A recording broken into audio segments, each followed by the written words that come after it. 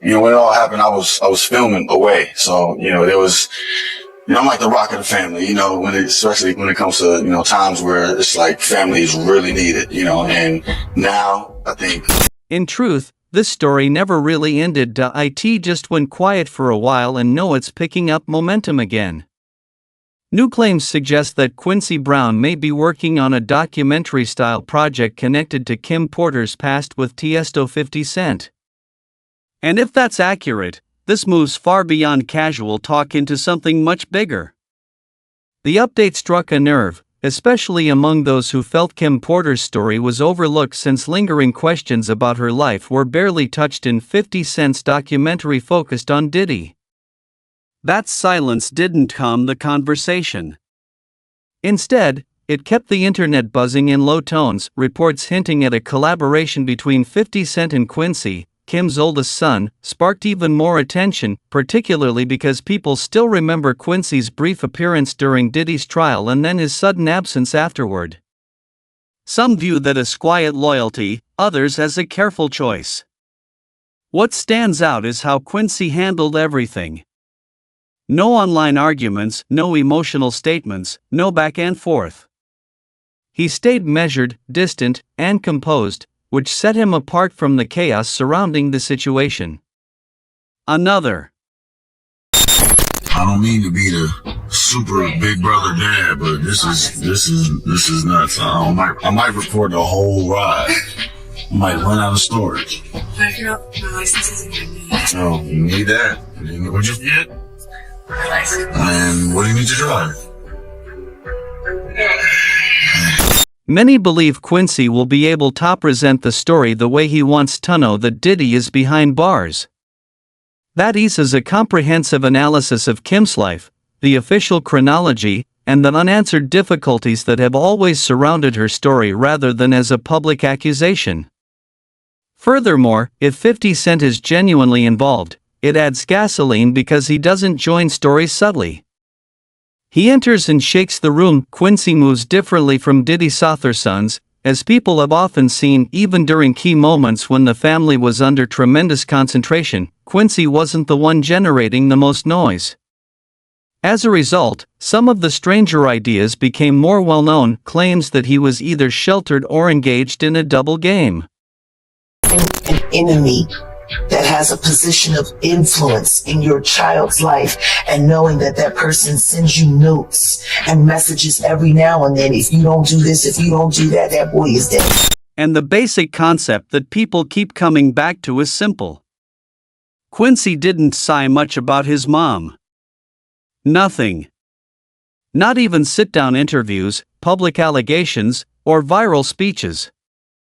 Because of the timing, everyone is now leaning in. If a thorough documentary on Kim, the tension behind the scenes, and the unresolved issues surrounding what transpired is being prepared, then Tiesto's no longer just rumor. Quincy's missing. Quincy's missing. Oh. And lastly, After he was questioned by the feds. after. I wouldn't be surprised if he was in witness protection. It seems that a family member found her in bed, and by the time help arrived it was too late. She was 47 and the shock came right away. A shocked and devastated Diddy spotted at the home where his ex suddenly and mysteriously died. Her good friend Kimora Lee Simmons appearing inconsolable at the house. 47-year-old Porter's body found after a desperate call to 911. EMS 14, respond with engine 76 on. After the medical examiner concluded that it was natural. Lobar pneumonia was listed as the cause in the official record. On paper, that seems neat. However, people are held back in public speech by the timeline. According to reports, she originally reported having a sore throat on November 7. By November 12, she reportedly had a fever.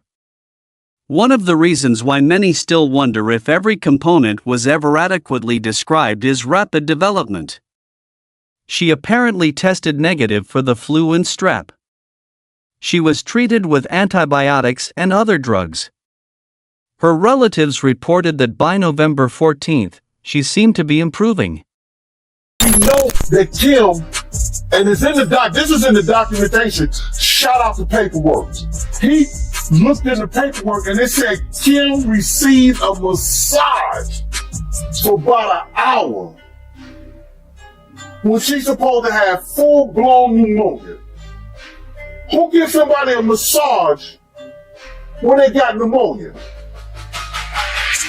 And do we know whether she used that baby oil or not for that massage? It makes you say, Many further point out that the massagotherapist's identity was never disclosed to the public, leaving room for speculation about whether or not it was warranted. According to the chorus conclusions, there was no history of drug or alcohol addiction and no known underlying medical issues. By most accounts, she was in good health, which further increased suspicions. Soon after, Albie, Kim's ex and Quincy's biological father, was one of the first to openly challenge the official narrative. Indeed, Al has repeatedly claimed that he saw Kim just before her passing and that she didn't seem particularly ill. Eventually, he became increasingly vocal about how the official explanation didn't align with his belief. He shared a message explaining how the news deeply affected him, pairing it with an old video from July 2020 that showed him visibly emotional. And in that same post, he said he didn't believe events happened the way the public had been told. He connected that belief to how strong and healthy she appeared at the time, along with recent family milestones they had celebrated for Quincy. And the hashtag used at the end was widely seen as a subtle jab at the public tributes that followed. The post didn't stay up for long. After removing it, Al explained that Quincy had reached out because the message was upsetting. Yet, even after taking it down, Al continued to suggest still questioned the official version. From there, the internet did what it always does, filling in gaps with speculation. Some claimed Quincy was being pressured to intervene, while others suggested unseen forces were trying to control the situation, showing how quickly narratives shift when people sense influence behind the scenes, even without proof. Through it all, Al stood firm, saying he wouldn't change his view just to make others comfortable.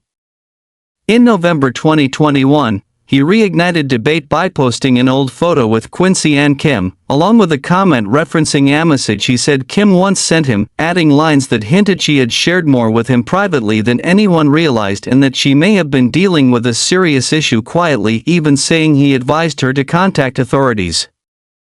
His words struck a chord not because of confirmed facts, but because they hinted at a larger story left unsaid.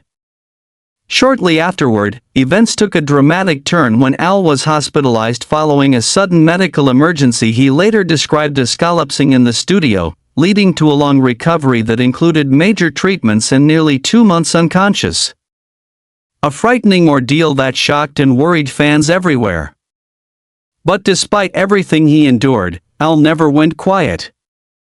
He kept posting, kept hinting, and kept returning to the belief that Kim's story stretched far beyond what was officially acknowledged, and over time, that pressure built until larger platforms started paying attention, especially after clips from his memoir interview earlier this year spread widely.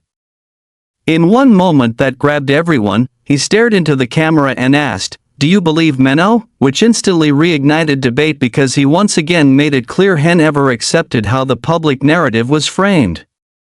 He even suggested his own medical emergency happened while he was becoming more outspoken, emphasizing that this was his personal belief, not a proven claim, and hinted that things shifted after he spoke more openly in 2022.